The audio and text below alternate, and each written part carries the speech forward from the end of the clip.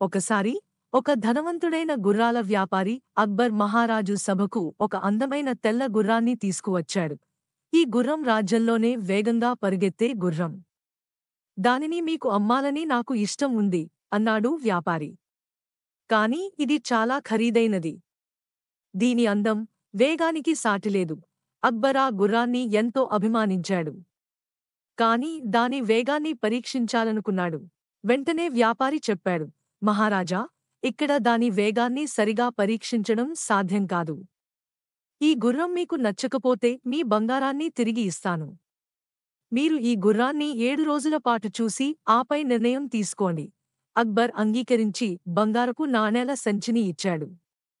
వ్యాపారి సంతోషంగా బయలుదేరి వెళ్ళిపోయాడు. 7 రోజులు పూర్తయ్యాయి.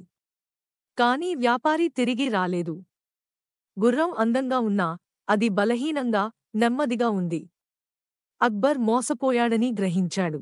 అక్కడే బీర్బల్కు ఈ వ్యవహారం అప్పగించారు. బీర్బల్ నవ్వుతూ, మహారాజా, దీనికి ఒక పరిష్కారం ఉంది అన్నాడు. తదుపరి రోజు బీర్బల్ ధనవంతుడైన వ్యాపారి వేషం వేసుకుని మార్కెట్లో ఒక స్టాల్ పెట్టాడు. స్టాల్పై ఇలా రాసి ఉంది, రాజ్యంలోని వేగవంతమైన గుర్రాల వ్యాపారి కావాలి. బహుమతి 500 బంగారు నాణాలు. ఆమె తరగతి వ్యాపారి మరో లక్షాధికారిని మోసం చేయాలనే ఆశతో త్వరగా అక్కడికి వచ్చాడు. బీర్బల్ అతన్ని స్టాల్లోకి ఆహ్వానించి తలుపు మూసివేసి తన వేషాన్ని తొలగించాడు.